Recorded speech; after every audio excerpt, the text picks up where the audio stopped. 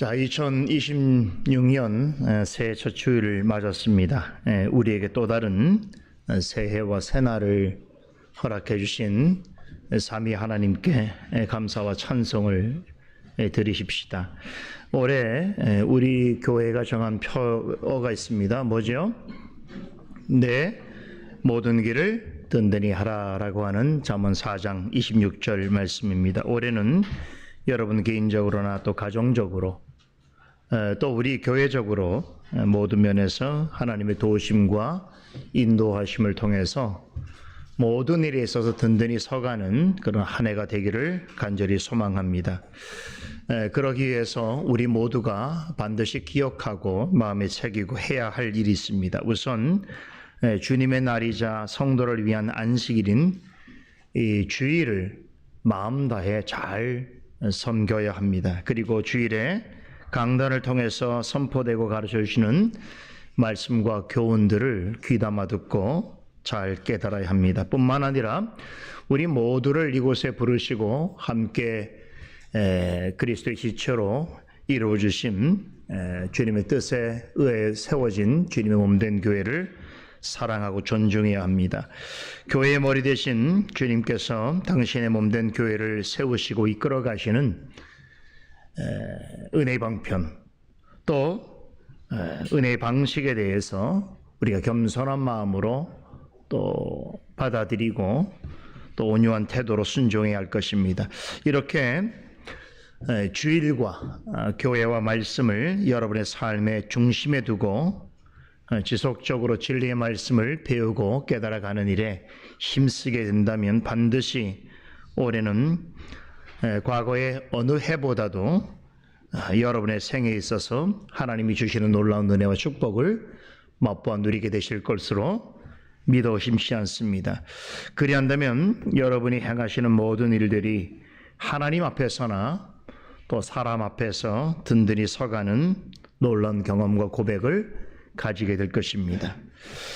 매년 중요하지 않은 해가 없고 또 소중하지 않은 날은 없습니다만 특별히 올해는 우리 교회적으로 매우 중요한 한 해가 될 것입니다. 그렇기 때문에 예기치 못한 시험과 어려움이 있을 수도 있습니다. 또 생각지 못한 위기를 만날 수 있고 또 좌절을 맛볼 수도 있습니다. 그러므로 올해는 더욱더 성령과 말씀에 의지하면서 우리의 모든 길을 든든하게 하시는 우리 하나님을 바라보면서 한 마음으로 힘써 나아가야 할 것입니다. 그리할 때 어느 때보다도 큰 열매를 맺게 해 주실 것이고 또 하나님께서 올해 우리를 위해서 예비해 주신 큰 은혜와 복을 간구하면서 2022년 첫 번째 주일을 오늘 시편 해설을 통해서 시작해 보도록 하겠습니다. 이미 공지해드린 대로 새 주일 이 아침에는 시편 중에서 성전에 오르는 노래 이 시리즈 그리고 칼빈의 기독교 강요에서 전하는 직분론에 대해서 설명해 드리려고 합니다. 이 두 가지 내용을 어떤 방식으로 여러분들에게 전해드릴까 고민하고 있습니다만 이 두 가지 내용 모두 올해 우리 교회가 계획하는 아주 중요한 일과 관련해서 우리가 반드시 바르게 배우고 확신해야 하는 중요한 내용이 됩니다. 성전에 올라가는 노래 시리즈는 몇 해 전이었죠. 제가 시편 전체 내용을 이 주일 오전 시간을 통해서 모두 해설을 해드렸는데 그때 이미 전해드렸습니다. 그때 전해드린 영상이 지금도 교회 홈페이지와 또 교회 유튜브에 남아 있을 것입니다. 그런데 왜 또다시 시편을 해설하려고 하는가? 시편 전체를 다 살펴보았습니다만 그 후에 시편 말씀을 살피면서 언제든지 다시 시편은 또 해설해 볼 가치가 있다라고 하는 생각을 많이 가지고 있었습니다. 그러나 실제로 그렇게 할 만한 시간적 여유가 없고 또 소개해 드려야 할 다른 성경 내용들도 많아서 주저하고 있었습니다. 그런데 올해 우리 교회가 든든하게 서가야 하는 형편을 생각하게 될 때에 시편 중에서 특별히 성전에 올라가는 노래 시리즈는 여러분과 같이 다시 한번 살펴보고 묵상해 보아도 매우 유익하겠다라고 하는 그런 생각을 갖게 되었습니다. 올해로 우리 교회가 설립된 지 횟수로 14년째 되는 해입니다. 다음 주일이죠. 다음 주일에 제13회 설립기념 사경회가 있게 될 터인데요. 말씀드린 대로 올해는 우리 교회적으로 상당히 중요한 의미와 족적을 남길 만한 사역들이 준비되어 있습니다. 무엇보다도 하나님께서 솔리데오 글로리아 교회를 세우시고 인도하시는 일에 있어서 하나님의 뜻에 합당한 교회로 세워가기 위하여 올해 우리 교회에 교회 직분자들을 선출하고 또 세우게 하시는 일을 허락해 주실 줄로 믿습니다. 지금까지 우리가 함께 배우고 익힌 대로 우리 모두가 또 기대하고 기도하는 대로 모든 일이 순적하게 잘 진행된다면 우리 교회는 이전에 비하여 한층 더 든든하게 서게 되는 그런 계기가 되리라 확신합니다. 교회적으로 이런 중대한 사역이 예고되어 있는 중에 시편 중에서 특별히 성전에 올라가는 노래를 통해서 우리 교회를 향한 하나님의 교훈과 또 가르침을 상고해 보는 것은 아주 적절하고 또 우리에게 참으로 의미 있는 일이 될 것이라고 생각합니다. 과연 그러한가? 여러분이 잘 들어보시기 바랍니다. 자, 말씀드린 대로 이전에 시편 해설을 중에서 성전에 올라가는 노래 이 부분도 빠짐없이 제가 해설해 드렸습니다. 그럼에도 그로부터 세월이 지났고 또 지금 이 시리즈를 전해드리는 작금의 우리 교회의 상황이 이전과 많이 달라졌습니다. 또 그 이후에 제가 시편에 대한 내용들을 좀 더 깊이 숙고하고 연구해 가는 중에 그때 여러분들이 들으셨던 그 해설도 있겠습니다만 또 이번에 전해드린 내용은 매우 새롭고 또 하나님께서 우리에게 필요한 그런 교훈을 허락해 주실 줄로 믿습니다. 그래서 여러분이 시간이 되신다면 예전에 전해드린 내용과 이렇게 비교해서 들어보셔도 좋겠다라고 생각이 듭니다. 물론 주일 오전 시간에 우리에게 허락된 시간이 제한되어 있기 때문에 시편 내용에 있는 아주 깊고 또 상세한 교훈까지 전부 다 살펴보는 것은 우리에게 좀 제약이 있습니다만 우리가 처해 있는 상황에서 우리 모두가 함께 생각하고 또 공유해야 하는 진리의 교훈에 대해서 함께 상고해 볼 수 있는 좋은 기회가 되려고 생각됩니다. 그래서 오늘은 그 첫 시간으로 본문 내용으로 들어가기 전에 여러분들이 선행적으로 꼭 알고 있어야 하는 내용을 함께 잠시 나눠볼까 합니다. 자, 지금부터 살펴볼 시편들은 성전에 올라가는 노래라고 하는 공통적인 표제어를 가지고 있습니다. 시편 120편에서 134편까지 총 15개의 시로 묶여져 있습니다. 그러니까 시편 120편부터 134편까지의 15편의 시는 전체 그 시편 안에서도 성전에 올라가는 노래라고 하는 공통된 제목을 가지고 있는 하나의 작은 시편 모음집이다라고 할 수 있습니다. 자, 우리말로 번역된 한글 성경에 보게 되면 이 15개의 시편들마다 그 위에 작은 글씨로 제목이 써 있습니다. 성전에 올라가는 노래라고 하는 제목이 적혀 있습니다. 그런데 원래 이 히브리어 원문 성경에 보게 되면 올라가는 노래라고만 적혀져 있습니다. 성전에라고 하는 말은 우리말로 번역할 때에 덧붙여진 표현입니다.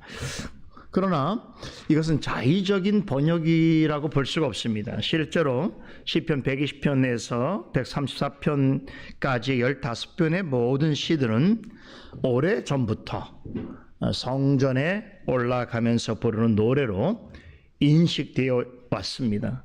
시편에 대해서 누구보다도 남다른 애정을 가지고 있고 또 의미 있는 많은 연구를 진행해 온 유대인 학자들도 이 15개의 시의 공통된 제목을 성전에 올라가는 노래라고 부르는 것에 반대하지 않습니다. 한 가지 흥미로운 점은 이 시들은 모두 성전에 올라가는 노래라고 하는 공통 표제를 가지고 있습니다만 누군가 한 사람에 의해서 만들어진 시가 아닙니다. 여기 보면 다윗이 지은 시도 있고 솔로몬이 지은 시도 있습니다. 또 지은이를 알 수 없는 시도 있습니다. 이렇게 지은이가 다르니 내용도 다를 수밖에 없고 또 기록한 시기도 다를 수밖에 없습니다. 대부분의 성경학자들은 이 시들이 정확하게 언제 지어졌는지 잘 모릅니다. 또 지어진 시기와 대중에게 불리워진 시기도 다르다고 여깁니다. 대체적으로 이 시편들이 성전에 올라가는 노래라고 하는 형태를 가지고 많은 대중들에 의해서 그렇게 인식되면서 그렇게 불리워지게 된 것은 포로기 이후일 것이다 라고 짐작합니다. 즉 다윗과 솔로몬이 지은 시라고 하더라도 성전에 올라가는 노래로서 실제로 그런 목적에서 사용되어진 것은 그보다 훨씬 후대의 일이라는 것입니다. 이것이 현재 학계에서 받아들이고 있는 이 성전에 올라가는 노래 시리즈에 관한 정설입니다. 그럼에도 말씀드렸듯이 이 15개의 시편이 성전에 올라가는 노래라고 하는 점에서는 공통된 일치점을 가지고 있는데 그렇다면 왜 이 15개의 시편들의 이런 공통의 제목, 표제어를 가지게 된 것인가? 우리는 궁금해할 수밖에 없겠습니다. 두 가지 견해가 있습니다. 첫째, 히브리어 성경 원문의 표제어는 말씀드린 대로 올라가는 노래라고 기록되어 있다고 했는데 여기서 올라가다라고 하는 말에 해당되는 히브리어 단어가 있습니다. 말로트라고 하는 단어인데 이 단어는 실제로 계단 혹은 층계를 의미하는 데서 이런 견해가 나왔다라고 봅니다. 이 주장은 유대인 학자들에 의해서 강조되어지고 있는데 유대인 전승에 따르면 이 15개의 시들은 예루살렘 성전 안에 있는 층계, 계단을 올라가는 것과 관련되어 있다 이렇게 주장합니다. 실제로 예루살렘 성전 안에는 여자의 뜰에서 이스라엘의 뜰까지 올라가는 15개의 계단이 있다고 합니다. 유대인들이 초막절이 되면, 초막절이란 가을에 농작물을 거두어서 그것을 저장하는 마지막 단계에 있는 절기죠. 우리가 알고 있는 무교절, 6월절이라고 하죠. 무교절과 또 오순절 혹은 칠칠절이라고 부르는 이 절기와 더불어서 유대인 3대 절기인데 이 칠칠절이 되면 레인들이 성전 안에 있는 이 여인의 뜰에서부터 이스라엘의 뜰로 올라가는 15개의 계단을 하나하나씩 오를 때마다 이 15개의 시편들을 노래했다라고 합니다. 지금도 그런 전통이 남아 있습니다. 그럼 레인들이 이 시편들을 부르면서 성전 계단을 오르게 된 이유가 무엇이겠는가 하는 것이겠죠. 이것은 여호와 하나님께 제사를 드리기 위해서입니다. 다시 말하자면 하나님을 경배하고 예배 드리기 위해서인 것이죠. 이런 목적에서 불린 15편의 시편을 성전에 올라가는 노래라고 하는 제목으로 구별해 놓았던 것입니다. 둘째로 이 15편의 시들이 순례자들과 관련되어 있다고 하는 견해가 있습니다. 올라가다라는 말에는 말씀드린 대로 계단 혹은 층계라고 하는 뜻도 있지만 높은 곳, 높은 지대라고 하는 의미도 있습니다. 우리가 구약 성경을 보면 히브리인들이 성전에 간다라고 하는 말을 어떻게 표현합니까? 그냥 성전에 간다라고 말하지 않고 성전에 오른다, 성전에 올라간다라고 하는 말로 표현합니다. 이것은 실제로 지정학적으로도 예루살렘 성전은 팔레스타인 지역에서 가장 높은 위치에 있는 의미이기도 하겠습니다만, 실제로 예루살렘 성전을 가려면 언덕을 올라가야 하기 때문입니다. 그러니 올라가는 노래라는 말을 성전에 오르면서 부르는 시라고 부르게 된 것은 너무나 자연스러운 일이라고 볼 수도 있습니다. 역사적으로 히브리인들이 예루살렘 성전을 향해서 올라간다라고 하는 표현으로 사용하고 있는 또 중대한 역사적 신뢰가 있습니다. 그것은 바로 바벨론에서 70년 동안 포로 생활을 했던 유대인들이 예루살렘으로 귀환할 때입니다. 그때 그들은 예루살렘을 향하여 올라간다라고 하는 표현을 사용했습니다. 이 때문에 많은 학자들은 이 시편 시리즈는 포로로 바벨론에 잡혀갔던 유대인들이 유다로 돌아오면서 예루살렘 성전을 향하여 그리워하면서 부른 노래다라고 그렇게 설명합니다.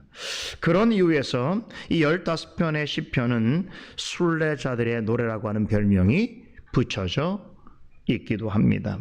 이 말이 매우 합당한 설명인데, 그렇다면 유대인들이 70년 바벨론 포로 생활을 마치고 고국으로 돌아올 때에 그들의 손에 들려져 있던 구약 성경이 무엇이겠는가? 바로 이 15편의 시편이 모음집이 들려져 있었을 것이다 라고 추론해 볼 수 있습니다. 여러분, 바벨론에서 예루살렘까지의 그 거리는 참으로 먼 거리입니다. 그 먼 거리를 그들이 고국을 돌아가는 길에 있어서 그 모습 마치 집을 나갔던 탕자가 자신의 죄를 깨닫고 회개하면서 아버지의 집으로 돌아오는 그 순례의 여정 같았을 것입니다. 이 15편의 시편은 하나의 작은 시편 모음집으로 하나님의 집으로 돌아오는 이 여정길을 가는 순례자들이 참 휴대하기도 편리하였을 것이고, 또 이 작은 시편 모음집은 그들이 순례길을 가는 내내 말씀을 외우고 묵상하기에도 적합하였을 것입니다. 그런데 이 시의 내용을 보면 단지 괴롭고 힘든 일만 고백하고 있는 것이 아니라 다시 고국으로 돌아가는 이 순례자들의 기쁨과 감격, 그리고 다시 그들이 잃어버린 예루살렘 성전으로 돌아가서 하나님께 예배드릴 수 있다라고 하는 그 소망과 기쁨의 감정이 이 15개의 시편에는 매우 절절하게 표현되어 있습니다. 여러분, 이런 시편의 내용을 읽고 외우고 묵상하면서 예루살렘과 성전으로 돌아오는 순례자들의 그 모습을 여러분이 상상하면서 이 시편을 본다면 매우 생생하게 이 시편이 여러분들의 마음에 다가올 것입니다.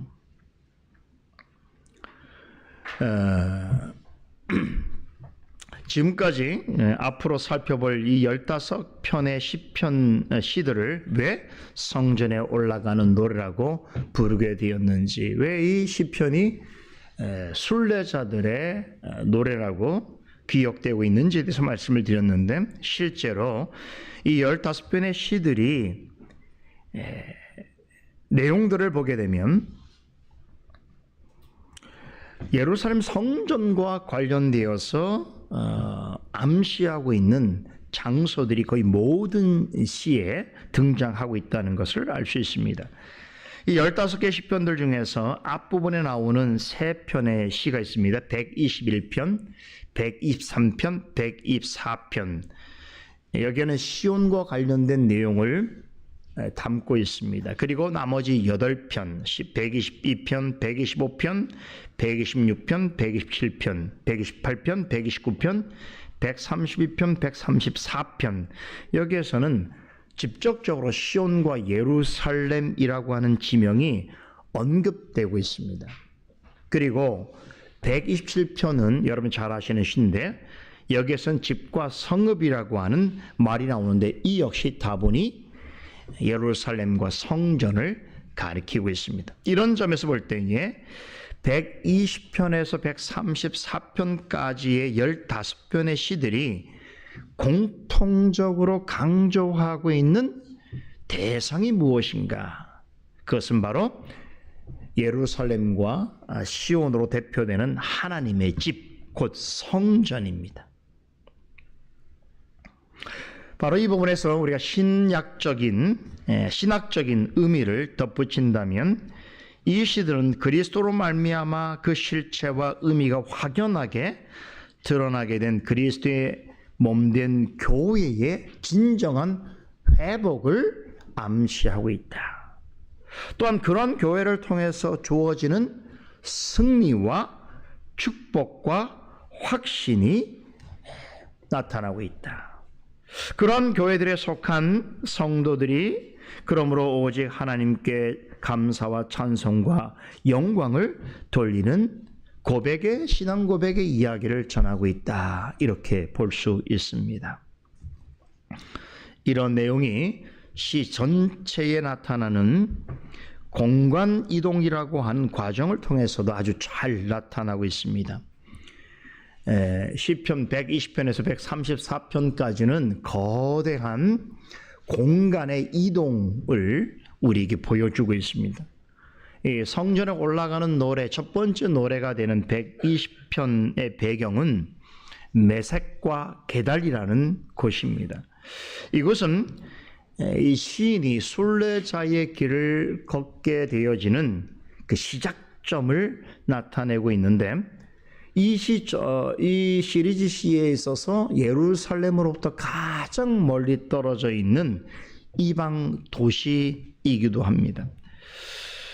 이곳은 하나님의 전으로부터 멀리 동떨어져 있는 세상을 상징하고 있습니다. 다음 주에 이 부분을 자세하게 말씀을 드릴 텐데 메색과 게달은 하나님의 전으로부터 멀리 떨어져 있는 매우 험악하고 각박한 세상을 의미합니다. 다시 말해서 이 시는 순례자의 길을 걷게 되어지는 그 시작점이 되어지는 이방 도시에서의 삶의 고단함과 또 괴로움과 고통스러운 현실을 고백하는 것으로부터 시작이 됩니다. 그러니까 하나님을 믿고 하나님을 섬기는 자임에도 불구하고 그가 있는 현재적 삶은 마치 하나님의 집으로부터 멀리 떨어져 있는 이 세상의 이방적 삶을 살아가는 사람들과 부대끼는 그런 부정적이고 고통스러운 삶의 현실을 말해주고 있습니다. 그런데 이 성전에 올라가는 노래라고 불리는 15편의 시편은 이처럼 그 시작점은 예루살렘으로부터 가장 멀리 떨어져 있는 매우 부정적인 공간으로서 묘사되고 있는 메색과 게달이라고 하는 곳으로부터 출발하여서 모든 시의 공통된 주제이자 중심적 장소인 예루살렘과 시온을 향하여 조금씩 다가가는 그런 공간적 이동의 모습을 보여주고 있습니다. 그러다 마침내 그들이 그토록 간절히 바라던 예루살렘 성과 성전에 도착해서 모든 순례자들이 함께 기쁨과 감격으로 찬송과 예배를 드리는 그런 이야기로 구성되어 있습니다. 이런 공간적인 이동은 모든 사람은 죄와 비참 가운데 있게 하는 세상에서 하나님이 항상 함께 거하시는 주님의 교회를 통해서 하나님과 영원히 함께 있을 하나님 나라로의 이동을 상징적으로 묘사해 주고 있습니다. 굉장한 시예요. 15편의 시지만 전체로 볼 때는 또 한 편의 시인 것처럼 보여지는 그러한 매우 독특한 구성을 보여주고 있습니다. 세상, 성전으로부터 멀리 떨어져 있는 이 세상의 고단하고 고통스러운 현실로부터 하나님의 순례자가 되어서 우리가 마땅히 향하여 가야 될 하나님이 거하시는 집인 교회, 그 교회를 통하여 만나게 되는, 소망하게 되는 천상의 하나님 나라에 이르게 되는 그 전 과정을 이 시편은 우리에게 들려주고 있는 것입니다. 기쁘고 소망스럽겠죠? 이 15편의 시편에서 보여주고 있는 이런 공간적 이동은 굉장히 슬프고 암울한 현실을 전하는 이 120편의 그 시작점으로부터 출발해서 마지막에는 천지를 지으신 하나님, 그 시온을 통해서, 다시 말해 교회를 통해서 은혜와 축복을 주시는 하나님을 찬송하고 송축하는 해피엔딩의 134편의 내용으로 마치게 됩니다. 진짜 한번 그런가 보겠습니다. 우리 다 같이 시편 120편 보세요. 우리 맨 첫 번째 시편하고 마지막 시편을 한번 잠깐만 살펴보겠습니다. 120편 우리 4절에서 7절까지 한 목소리 읽겠습니다. 장사의 날카로운 살과 로뎀 나무 숯불 이로다. 메색에 유하며 계달의 장막 중에 거하는 것이 내게 화로다. 내가 화평을 미워하는 자와 함께 오래 거하였도다. 나는 화평을 원할지라도 내가 말할 때에 저희는 싸우려 하는도다. 어떻습니까? 지금 예루살렘을 향하여 출발하는, 그 출발하려고 하는 순례자가 속하여 있는 현실이 어떠한가를 말해주고 있는데, 이것은 하나님 전으로부터 가장 멀리 떨어져 있는 공간이고 이방인들과 함께 거주하는, 그러면서 신앙적으로는 대단히 괴롭고 고통스러운 현실을 고백하는 그런 내용입니다. 이것은 하나님께서 기뻐하시고 하나님께서 임재하여 계시는 하나님의 전, 곧 그리스도의 몸된 교회로부터 멀어져 있고 떨어져 있는, 또한 단절되어 있는 영적인 현실이라는 것이 얼마나 성도에게 괴롭고 고통스러운 일인가를 우리에게 말해주고 있습니다. 그러나 이 성전에 올라가는 노래의 마지막 시편을 한번 보십시다. 134편을 보세요. 134편은 이러한 현실 속에 살아가는 잘 알지라도 주님의 몸된 교회를 향하여 나아가는 그 길의 결국은 얼마나 기쁘고 행복한가에 대해서 전하면서 이 시리즈의 대단의 막을 내리고 있는데, 134편 우리 1절로부터 3절까지 한 목소리 읽어보겠습니다. 밤에 여호와의 집에 섰는 여호와의 모든 종들아, 여호와를 송축하라. 성소를 향하여 너의 손을 들고 여호와를 송축하라. 천지를 지으신 여호와께서 시온에서 내게 복을 주실지어다. 아멘.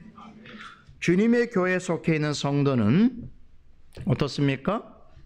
하나님을 찬송할 수밖에 없다는 것이, 주님의 몸된 교회를 통해서 베푸시는 사랑과 은혜와 축복을 생각하게 될 때에 감사할 수밖에 없고 사랑할 수밖에 없으며 찬송과 영광을 돌릴 수밖에 없다라고 하는 고백으로 이 시는 마치게 됩니다. 이렇게 성전에 오른 15편의 시편은 세상에 속한 성도의 삶과 그럼에도 참된 교회로 나아가는 성도의 신앙과 그 결과로 주어지는 하늘의 은혜와 축복과 또한 장차 주님의 교회와 모든 성도들과 함께 기쁨과 감사와 승리의 찬송을 부리게 될 성도의 현실과 미래의 삶에 대해서, 그리고 그로 인해서 하나님께 감사와 찬송과 영광을 돌릴 일에 대해서 우리에게 전해주고 있습니다. 그런 점에서 이 시편 속에 들어가 있는 15편의 성전에 오르는 노래는 지금 우리가 불러야 할 노래입니다. 올해 우리 솔리데오 글로리아 교회가 하나님의 은혜와 말씀 속에서 든든히 세워지는 과정 속에서 우리 모두가 이 찬송을 입에 달고 고백하며 함께 이 찬송을 통해서 하나님께 영광을 돌려야 할 아주 진귀하고 복된 교훈을 우리에게 전해주고 있습니다. 어떻습니까? 기대되시지요? 주일 아침 이 시간을 소중히 여기시기 바랍니다. 이 아침 시간을 하나님께 첫 열매로 드린다라는 마음으로 매주 주일 아침 이 시간에 뵙도록 하겠습니다. 기도하겠습니다. 거룩하신 하나님, 새해가 밝았습니다. 우리에게 새해를 주신 하나님을 찬송합니다. 감사드렸기는 작년에도 우리에게 주신 은혜가 너무나 큰데 올해도 하나님께서 교회를 통해서 또 사랑하는 지체들의 모임을 통해서 우리에게 주실 그 하늘의 은혜와 축복을 기대하게 됩니다. 주일 아침마다 살펴볼 시편 말씀과 또 직분에 관한 교훈을 통해서 우리가 주님의 교회의 참된 속성과 실체를 더욱 분명히 깨닫고 그 속에 거하는 성도로서의 삶이 얼마나 복되고 감사한지를 깊이 절감할 수 있는 시간이 되게 하여 주시옵소서. 하나님의 순례자들이 성전을 향하여 올라가는 것이 그들의 소망이듯이 우리의 교회를 생각하는 마음도 이 교회를 찾고 함께 모여 하나님을 예배하고 하나님 안에서 자라는 우리의 심령도 그와 같은 순례자들의 소망이 되게 하여 주시옵소서. 감사드리며 예수 그리스도 이름으로 기도드리옵나이다. 아멘.